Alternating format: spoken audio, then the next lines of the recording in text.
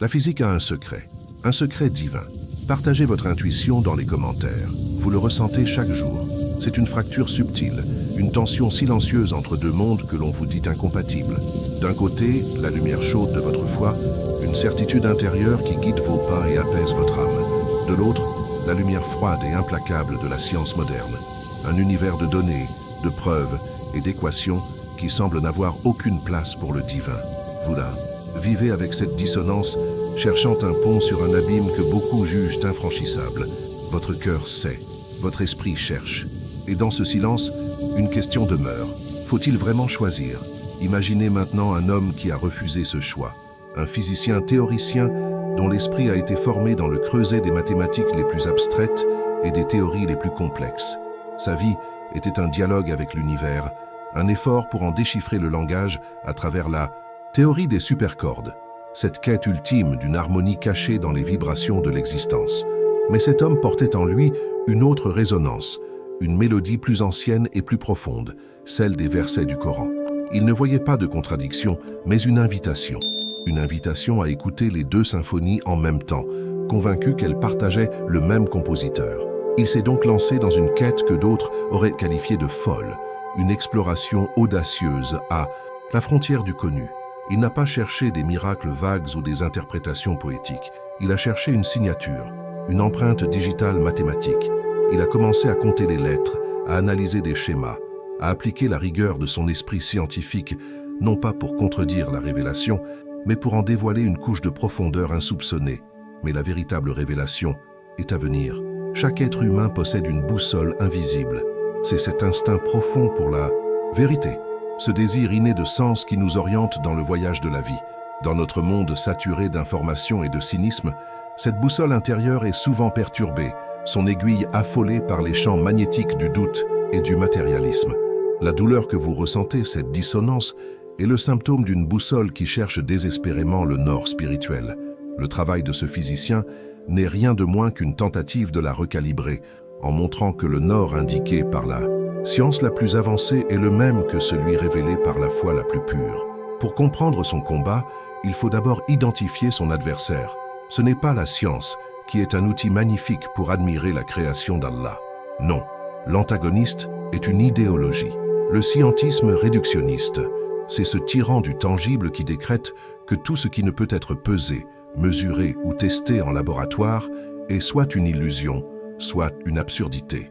Ce dogme a érigé des murs autour de la connaissance, emprisonnant l'esprit humain dans une cage matérielle et rejetant avec mépris toute quête qui ose regarder au-delà des barreaux. C'est ce gardien glacial qui allait bientôt se dresser sur le chemin de notre physicien. Pourtant, la voie était tracée depuis longtemps dans le livre lui-même. Comme le dit le Coran, dans une promesse qui résonne à travers les âges, nous leur montrerons nos signes dans l'univers et en eux-mêmes, jusqu'à ce qu'il leur devienne évident que c'est la vérité. Ce verset n'est pas une simple affirmation de foi, c'est une méthodologie divine. Les signes dans l'univers sont les lois de la physique, les constantes universelles qui régissent le cosmos. Et les signes en eux-mêmes se trouvent ici, dans la structure même du texte révélé. Le physicien n'inventait rien, il ne faisait que suivre la carte au trésor fournie par le Créateur. Ce que ce voyage vous promet, c'est une transformation profonde. Il vous offre la possibilité de passer d'une foi défensive, constamment en quête de justification, à une conviction sereine et intellectuellement inébranlable. C'est la promesse d'atteindre le Yaqran, cette certitude du cœur et de l'esprit qui ne craint plus les questions. Imaginez pouvoir regarder l'univers non plus comme une machine froide et aléatoire, mais comme un poème mathématique d'une précision infinie, où chaque atome et chaque lettre chantent la même louange. C'est un bouclier intellectuel pour votre âme, une harmonie retrouvée entre ce que vous croyez et ce que vous savez. Le cœur de sa découverte repose sur 9 schémas distincts, 9 sauts mathématiques. Il a découvert que des comptages de lettres spécifiques, dans des versets corrélés, convergeaient de manière stupéfiante vers les valeurs des constantes fondamentales qui régissent notre réalité. La vitesse de la lumière, la constante de Planck, la charge de l'électron. Ces nombres qui sont le fondement de notre univers semblaient être encodés comme une signature cachée dans la trame littérale du Coran. Ce n'était plus une coïncidence, c'était une architecture, armée de calculs rigoureux, de modèles tridimensionnels et d'une conviction forgée par des années de recherche solitaire, il a rédigé son étude. Il l'a soumise à la plus prestigieuse des revues scientifiques, Nature, persuadé que la force de la preuve parlerait d'elle-même. Il offrait un pont, pas une attaque, une réconciliation, pas une déclaration de guerre. Il pensait que la science, dans sa quête de vérité, accueillerait une telle découverte avec une curiosité émerveillée. Il ne savait pas encore que le dogme est souvent plus fort que les données. La réponse fut brutale, un rejet cinglant. Le verdict tomba, non pas comme une critique scientifique rigoureuse, mais comme une excommunication idéologique prononcée depuis un temple dogmatique. Un seul mot, pseudoscience, le sceau de l'infamie, utilisé non pas pour réfuter les calculs, mais pour disqualifier la question elle-même, car la question qu'il posait était intolérable pour l'orthodoxie matérialiste. Il osait suggérer que l'univers pouvait contenir une signature, que la physique pouvait révéler une intention. Voyez-vous, ce mot « pseudoscience » est une arme puissante. C'est un mur érigé pour protéger un paradigme. Il ne dit pas « vos données sont fausses », il dit « vos données ne devraient même pas exister ». Il ne dit pas « votre méthode est incorrecte », il dit « votre méthode est une hérésie ».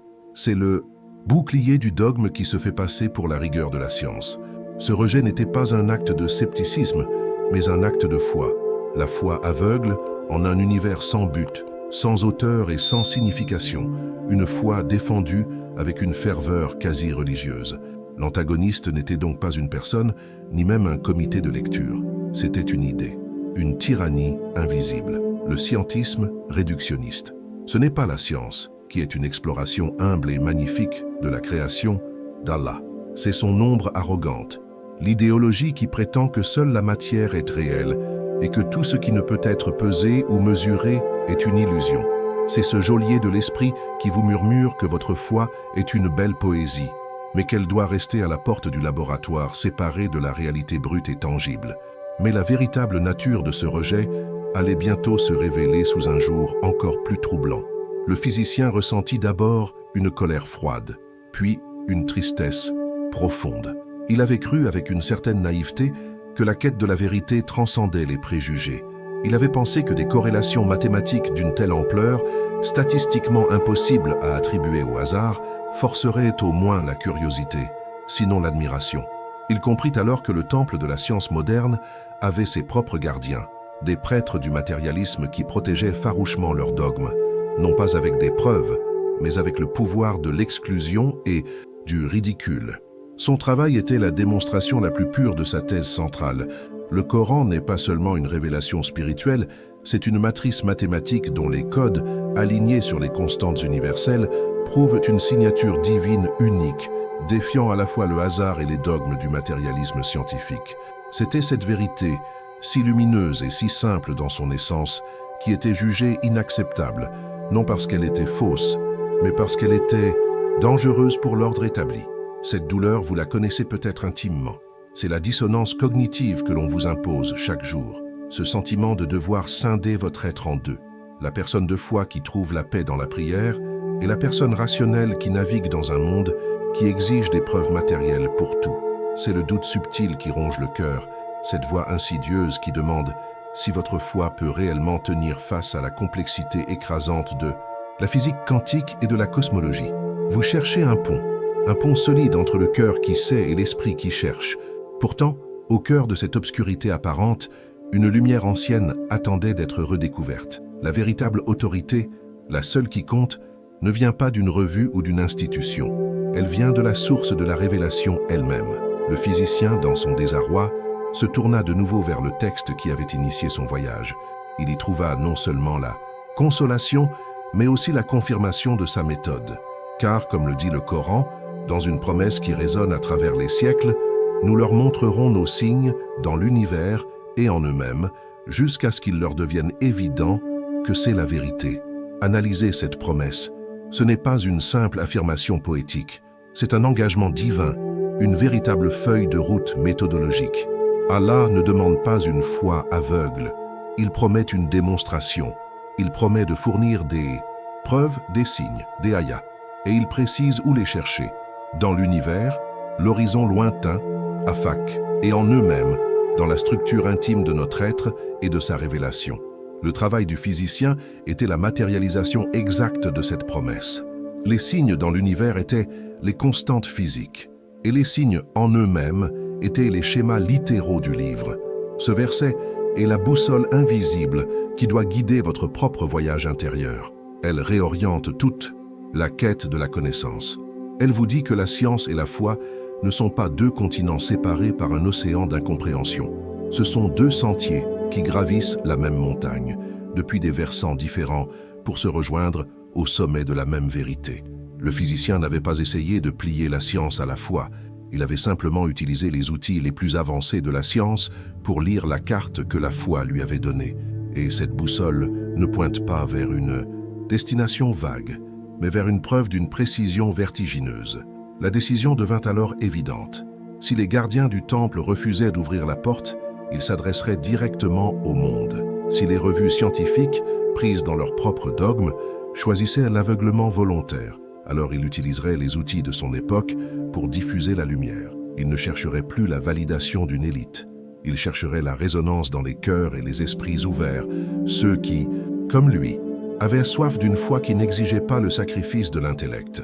L'idée d'une diffusion en direct germa dans son esprit, non pas un manifeste en colère, mais une démonstration sereine et rigoureuse.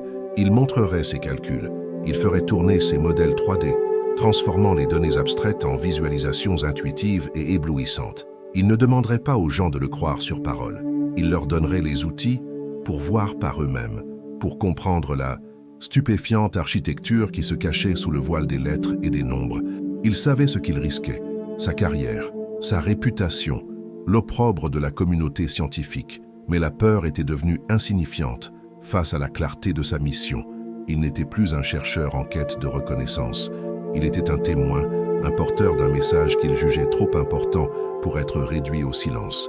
Il préparait maintenant sa scène, non pas un laboratoire stérile, mais une interface globale, prête à révéler au monde comment la théorie des supercordes pouvait devenir une clé pour déchiffrer la plus ancienne des révélations.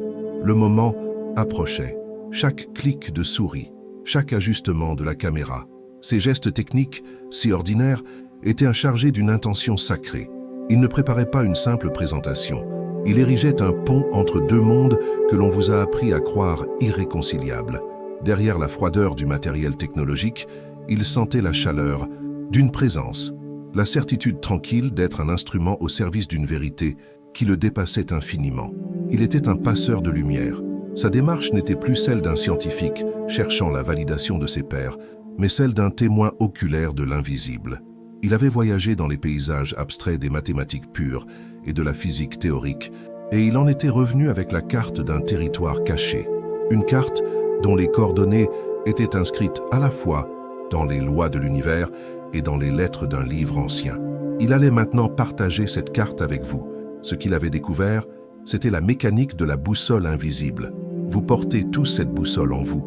C'est elle qui vous oriente dans les moments de confusion, qui vous murmure la direction lorsque la raison se tait, paralysée par le doute. Cette boussole, c'est votre iman, votre foi. Mais ce que la physique lui avait révélé, c'est que cette boussole intérieure n'est pas une simple métaphore poétique. Elle est connectée à la structure même de la réalité, une réalité bien plus vaste que ce que nos 5 sens peuvent percevoir. Depuis des siècles, les prophètes et les sages parlaient de cette réalité. Ils n'avaient pas d'équations différentielles ni de modèles informatiques. Leur technologie était intérieure, leur laboratoire était le silence de la prière, leur instrument de mesure était un cœur purifié. Ils décrivaient l'invisible avec le langage de la révélation, et le monde les traitait de rêveurs. Aujourd'hui, un homme allait utiliser le langage de la science la plus pointue pour dire exactement la même chose. Mais la véritable question n'est pas de savoir si l'invisible existe, mais comment il communique avec nous. Votre iman n'est pas une croyance aveugle, c'est un organe de perception subtile. C'est l'œil du cœur qui voit la signature du Créateur, là où l'œil physique ne voit que le hasard et le chaos. Il ne s'oppose pas à l'intellect, il l'illumine, lui donnant une direction et un but. L'intellect sans la foi est un navire puissant mais sans gouvernail, dérivant sur l'océan des possibilités infinies sans jamais atteindre un port sûr. La foi sans l'intellect est un navire à l'ancre, refusant le voyage par peur de la tempête. Cette boussole invisible est d'une précision absolue, Sa seule aiguille pointe infailliblement vers la vérité, vers Al-Haq, l'un des plus beaux noms d'Allah. Dans les tempêtes de la vie, lorsque le doute, la peur ou le chagrin créent un champ magnétique de confusion, cette aiguille peut sembler trembler, mais elle ne se détourne jamais. Le travail du croyant est d'apprendre à faire le calme en soi pour lire ces indications, pour faire confiance à sa direction immuable même quand le paysage extérieur est un brouillard opaque. Le physicien avait compris que son travail n'était pas d'inventer cette boussole, mais de révéler la science derrière son fonctionnement. Il voulait vous montrer que les forces qui guident votre cœur sont les mêmes que celles qui orchestrent la danse des galaxies. Le scientisme réductionniste, cet antagoniste conceptuel, vous dit que vos sentiments de transcendance ne sont que des réactions chimiques dans votre cerveau. Le physicien allait démontrer que votre cerveau n'est qu'un récepteur, une antenne biologique, accordée pour capter une symphonie qui emplit le cosmos tout entier. Cette quête de réconciliation n'est pas nouvelle. De grands esprits comme Al-Ghazali ont passé leur vie à tracer la frontière et les ponts entre la raison philosophique et la certitude de la révélation. Ils ont lutté, avec les outils de leur temps, pour protéger le cœur des croyants des assauts du doute intellectualisé. Le physicien se sentait comme un humble héritier de cette tradition, armé des découvertes du XXIe siècle pour mener le même combat essentiel. Et c'est ici que les dimensions cachées de la physique moderne entrent en résonance avec une autre réalité invisible, les anges, les malaïkas. Ce mot peut évoquer pour certains des images naïves et désuètes, mais si vous les envisagiez différemment, la théorie des supercordes postule l'existence de dimensions supplémentaires, enroulées sur elles-mêmes, invisibles à nos sens mais mathématiquement nécessaires pour que l'univers tienne debout. Que se passe-t-il dans ces dimensions? Sont-elles vides ou sont-elles le lieu d'existence d'êtres de lumière, des forces pures qui exécutent les commandements divins à travers le tissu de l'espace-temps? Pensez aux anges non pas comme des créatures physiques, mais comme les agents de la volonté divine. Ils sont les messagers, les gardiens, les forces qui maintiennent l'ordre cosmique, depuis la trajectoire d'un électron jusqu'à l'inspiration qui traverse le cœur d'un prophète. Ils opèrent depuis ces dimensions invisibles, leur action se manifestant dans notre monde comme ce que nous appelons les lois de la nature. Ils sont le comment derrière le quoi que la science observe. Dans cette perspective, la boussole invisible de votre foi prend une nouvelle dimension. Les anges deviennent les forces subtiles qui calibrent cette boussole. Lorsque vous vous sentez guidé, lorsqu'une intuition juste émerge du chaos de vos pensées, n'est-ce pas l'écho d'une communication provenant de ces plans supérieurs? Le Coran nous dit que les anges descendent avec l'inspiration. Le physicien avait trouvé la trace mathématique de leur passage dans la structure même des mots révélés. Le plus grand acte de cette communication invisible fut la révélation elle-même. L'ange Jibril transmettant la parole d'Allah au cœur du prophète Muhammad, que la paix et les bénédictions soient sur lui. C'était un transfert d'informations pures depuis une dimension divine vers notre réalité humaine, encodée dans une langue terrestre. Ce que le physicien avait fait, c'était de découvrir la signature de ce processus de transmission. Un sceau d'authenticité non humain gravé dans les schémas numériques du texte. Pourtant, cette connexion n'est pas qu'une simple abstraction intellectuelle. Elle a des implications profondes pour vous, ici et maintenant. Cela change tout. Chaque verset que vous lisez n'est plus seulement un texte porteur de sens spirituel. C'est une structure mathématique d'une complexité vertigineuse, un artefact d'une intelligence qui transcende l'espace et le temps. Chaque constante physique, comme la vitesse de la lumière, n'est plus un simple nombre dans un manuel. C'est une note dans une symphonie divine, une note dont la valeur est précisément corrélée aux fréquences littérales du livre qui vous guide. L'univers et le Coran se parlent. Ils sont deux témoignages du même auteur. Le physicien allait utiliser ces modèles 3D pour vous le montrer, pour transformer ces corrélations numériques en une expérience visuelle, en une danse de lumière et de forme. Il voulait que vous voyiez de vos propres yeux comment les lettres du mot Allah dans certains versets formèrent des motifs qui s'alignaient parfaitement avec les équations décrivant la courbure de l'espace-temps.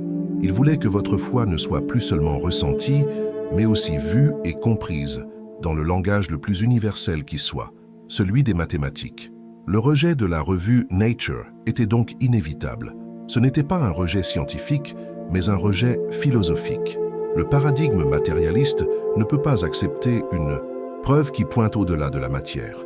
Accepter son étude aurait signifié admettre que la conscience, L'intention et l'intelligence ne sont pas des produits accidentels de la matière, mais qu'elles en sont la source. C'était une vérité trop grande, trop déstabilisante pour le temple du scientisme. Ils ont fermé la porte, non pas parce que les calculs étaient faux, mais parce qu'ils étaient vrais. Cette réaction de l'establishment n'est qu'un écho moderne d'un schéma ancien.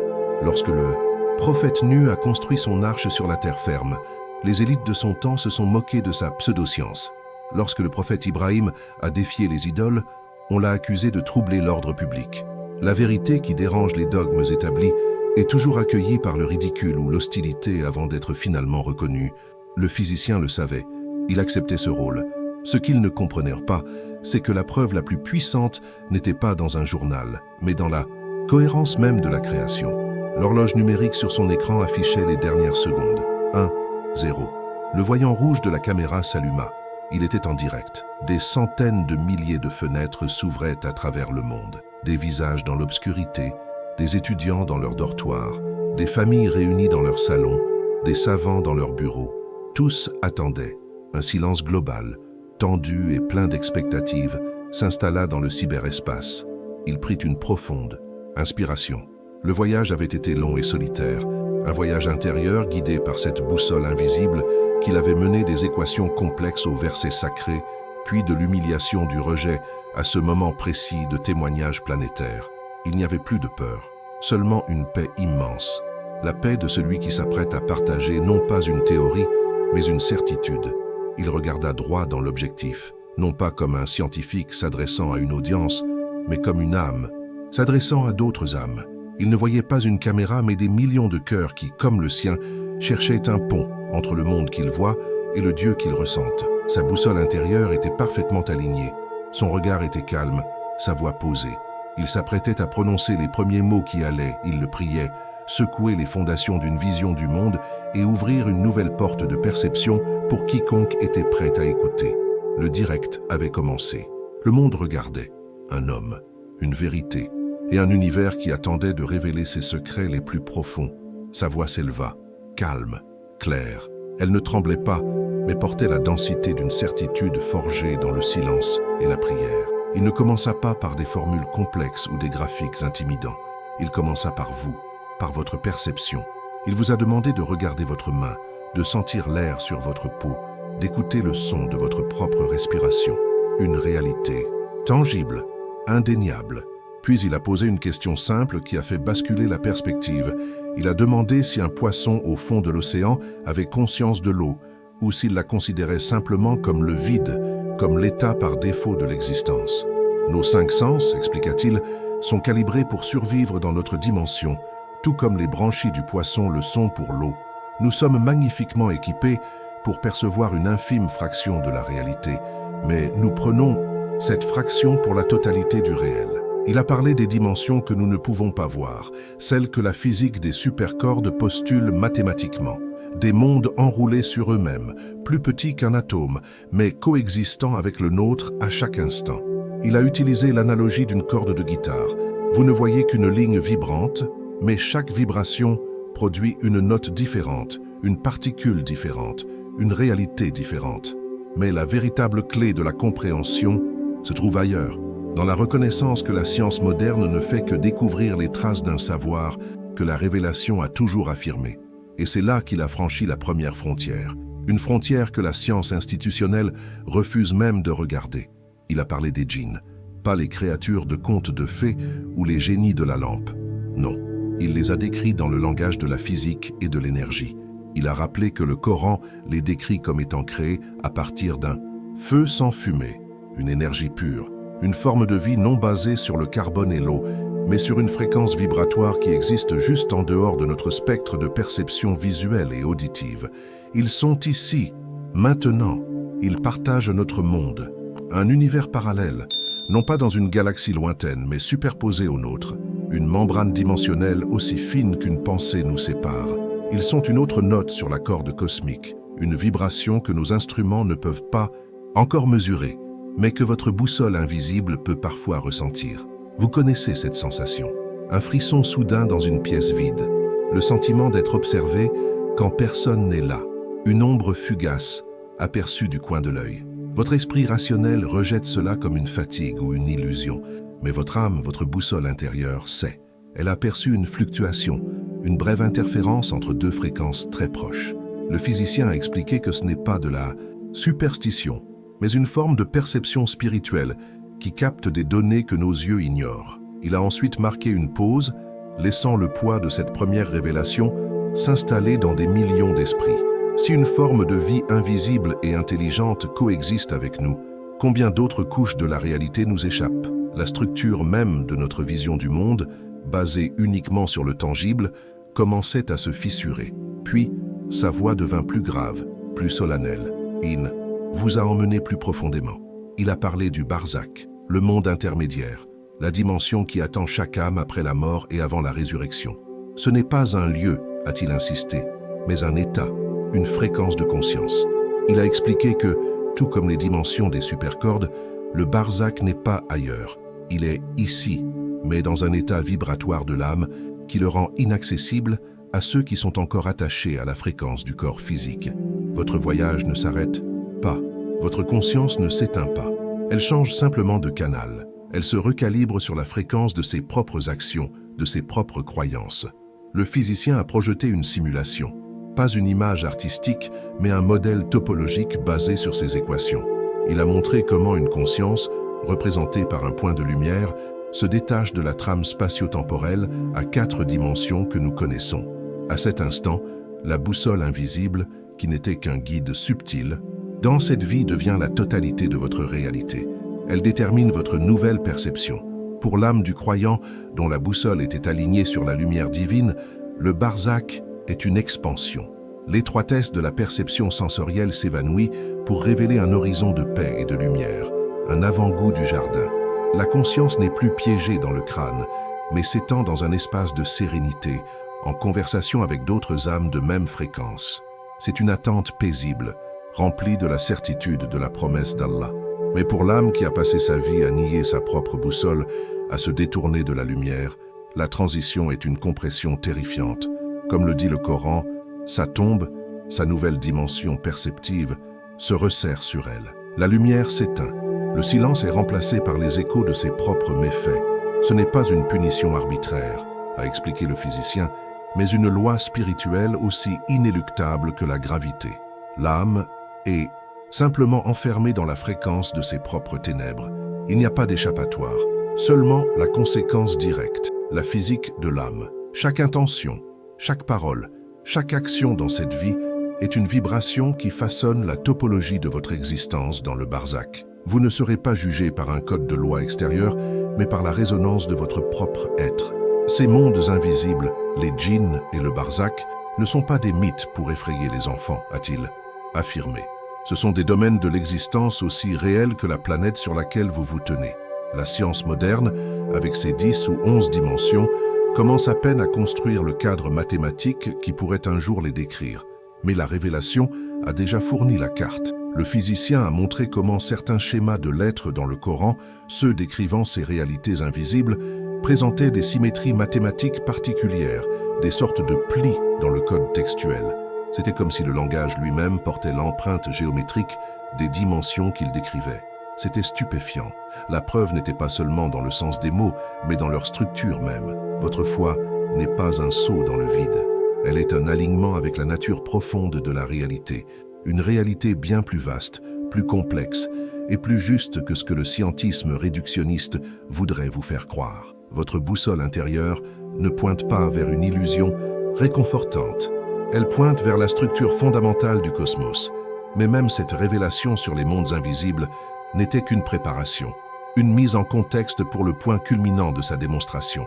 Il a expliqué que les djinns et le barzakh sont des réalités relatives, des couches intermédiaires de la création.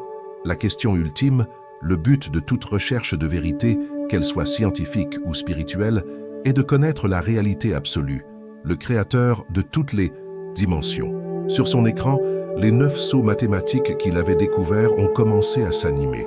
Ils n'étaient plus de simples chiffres sur un tableau. Ils se sont transformés en points de données dans un espace tridimensionnel, des constellations de lumière. Lentement, très lentement, ces 9 constellations ont commencé à pivoter dans le vide numérique, s'alignant selon un axe invisible. Le silence dans le chat mondial était total. Des millions de personnes retenaient leur souffle, leurs yeux rivés sur ces points lumineux qui dansaient. Le physicien n'avait pas encore expliqué ce qu'il regardait, mais chacun sentait qu'il était sur le point d'assister à quelque chose qui changerait tout. Il a laissé la visualisation tourner pendant un long moment, permettant à l'anticipation d'atteindre son paroxysme. Sa boussole invisible était maintenant parfaitement synchronisée avec la preuve qu'il s'apprêtait à dévoiler. Ce n'était plus une théorie, c'était un témoignage. Le modèle 3D continuait sa rotation lente et majestueuse, mais ce qu'il allait révéler lorsque les points s'aligneraient enfin dépassait l'entendement de la physique et de la foi séparées. Il allait les unir pour toujours. Puis, le mouvement s'est arrêté. Un silence parfait. Les 9 constellations de lumière nées des constantes de l'univers et des lettres du Coran se sont immobilisées dans un alignement d'une précision absolue. Elles formaient une image, une calligraphie de lumière pure et blanche, suspendue dans le vide numérique. Une forme que votre cœur a reconnue avant même que votre esprit ne puisse la nommer. C'était là, simple, parfait. Le nom, c'était le nom d'Allah, écrit dans le langage des étoiles et des mathématiques. La voix du physicien est revenue, douce et calme, comme le murmure d'une certitude longtemps mûrie. Il a expliqué que ce n'était pas une simple projection, c'était la conséquence inévitable des données. La signature de l'auteur, encodée dans les lois fondamentales de sa propre création et dans les mots mêmes de sa révélation. Un pont de lumière entre le monde physique et la parole divine.